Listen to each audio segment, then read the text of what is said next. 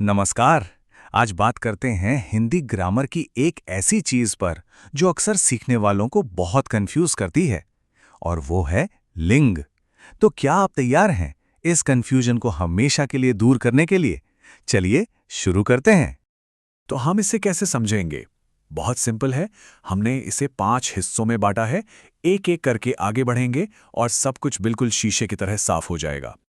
तो चलिए सबसे पहले एकदम बेसिक सवाल से शुरू करते हैं। ये लिंग आखिर है क्या भला? हाँ, यही वो सवाल है जहां आकर ज्यादातर लोगों का दिमाग घूम जाता है। मतलब कोई बेजान चीज जैसे नदी, वो स्त्रीलिंग कैसे हो सकती है? और पहाड़, वो पुल्लिंग क्यों है? इसका कोई लॉजिक है क्या? तो देखिए, टेक्निकली लिंग या जेंडर ग्रामर का बस एक फीचर है। इसका काम है हर एक नाउन को, मतलब हर एक संज्ञा को, दो में से किसी एक कैटेगरी में डालना, या तो मेल या फीमेल। बस ये क्लासिफिकेशन का एक तरीका है। और अच्छी बात यह है कि हिंदी में ये सिस्टम बहुत कॉम्प्लिकेटेड नहीं है। सिर्फ 2 ही तो कैटेगरी हैं। जब हम इंसानों या जानवरों की बात करते हैं ना, तब तो ये बहुत ही सीधा और सिंपल है। पुल्लिंग यानी मेल कैटेगरी वाले शब्द जैसे लड़का, शेर, राजा।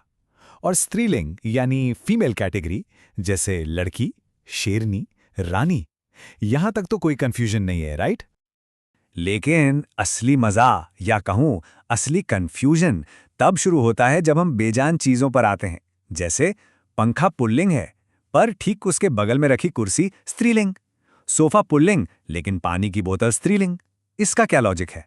असल में इसका कोई साइंटिफिक लॉजिक नहीं है। ये बस भाषा में चली आ रही परंपरा और कुछ पैटर्न्स पर टिका है। तो क्या इसका मतलब ये हुआ कि हमें हर शब्द को रटना पड़ेगा? नहीं, बिल्कुल नहीं।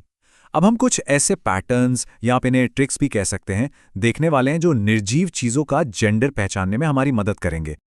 ये बात गांठ बांध लेनी चाहिए कि ये सब कुछ रैंडम नहीं है। भले ही अजीब लगे, पर इसके पीछे कुछ नियम, कुछ पैटर्न काम करते हैं। बस हमें उन पैटर्न्स को पकड़ना सीखना है। जैसे कि कुछ चीजें हैं जो लगभग हमेशा ही पुल्लिंग होती हैं। इनको याद कर लिया तो आधा काम तो ऐसे ही हो गया। मिसाल के तौर पर पहाड़ों के नाम जैसे हिमालय, देशों के नाम भारत, रूस, ग्रहों के नाम मंगल, बृहस्पति, ज्यादातर पेड़ों के नाम पीपल, बरगद, और हाँ, महीनों और दिनों के नाम भी। और ठीक इसी का उल्टा कुछ कैटेगरीज हैं जो आमतौर पर स्त्रीलिंग ही होती हैं, जैसे सभी नदियों के नाम गंगा, यमुना, इसीलिए नदी स्त्रीलिंग है। भाषाओं के नाम हिंदी, अंग्रेजी, लिपियों के नाम जैसे देवनागरी, और जो कैलेंडर में तिथियां होती है ना, पूर्णिमा, पंचमी, वो भी स्त्रीलिंग होती हैं। इस चार्ट को देखिए जरा। ये उन्हीं पैटर्न्स को बहुत अच्छे से दिखाता है जिनकी हम बात कर रहे थे। यहां पर फोकस एक एक शब्द पर नहीं, बल्कि उस पूरी कैटेगरी या पैटर्न पर होना चाहिए। एक बार पैटर्न समझ आ गया तो फिर नए शब्दों का जेंडर गैस करना भी आसान हो जाता है। चलिए अब एक स्टेप और आगे बढ़ते हैं। देखते हैं कि शब्दों को पुल्लिंग से स्त्रीलिंग में बदला कैसे जाता है। यह बहुत प्रैक्टिकल चीज है और हिंदी सीखते वक्त इसकी बहुत जरूरत पड़ती है। और यहां भी एक अच्छी खबर है। ज्यादातर मामलों में आपको पूरा शब्द बदलने की जरूरत नहीं है। बस शब्द के आखिर में थोड़ा सा बदलाव करना होता है। एक छोटा सा सफिक्स यानी प्रत्यय जोड़ना होता है और बस काम हो गया। ये टेबल देखिए, इसमें कुछ सबसे कॉमन नियम दिए गए हैं। जैसे घोड़ा के आखिर में ई की मात्रा लगा दी तो बन गया घोड़ी। माली शब्द में इन जोड़ा तो बना मालिन। लेखक में इका जोड़ा तो लेखिका बना। और शेर में नी लगाकर शेरनी। ये एक बहुत ही लॉजिकल सिस्टम है। चलिए एक उदाहरण को थोड़ा और ध्यान से देखते हैं। शब्द है शिक्षक, मतलब मेल टीचर। इसमें जब हम इका सफिक्स जोड़ते हैं तो ये बन जाता है शिक्षिका, मतलब फीमेल टीचर। सिंपल। एक और देख लेते हैं, मालिक यानी मेल ओनर। इसमें हमने इन सफिक्स जोड़ा और ये बन गया मालकिन यानी फीमेल ओनर। ये इन वाला पैटर्न आपको बहुत सारे प्रोफेशंस में मिलेगा।